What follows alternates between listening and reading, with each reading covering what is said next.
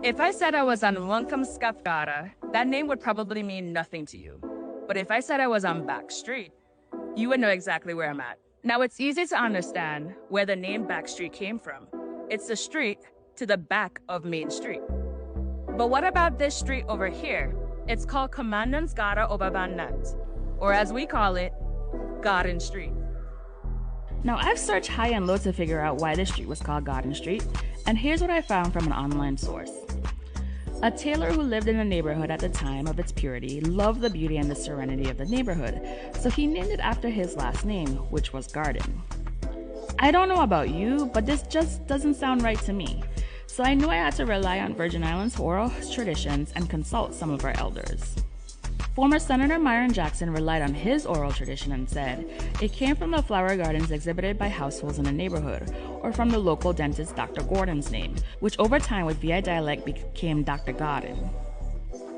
Historian Felipe Ayala confirmed that he thought it was also because of the VI pronunciation of Dr. Garden's name too. But to take this one step further, I visited with Miss Judith of E's Garden Tea House. She grew up in the Garden Street neighborhood a couple streets back called Long Path. Ms. Judith confirmed that there was a dentist named Dr. Garden who worked around the corner, and yes, of course, we pronounce it Garden. But her second theory, which comes directly from conversations with Danish officials, says it's actually a rough English translation of the street name. Remember, I said the street's name is Commandant's-Gade Overwandert. Overwandert translates to over water.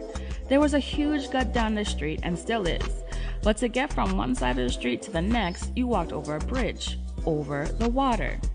Now Gade, that's easy, right? It means street in English. So far, we have street over water.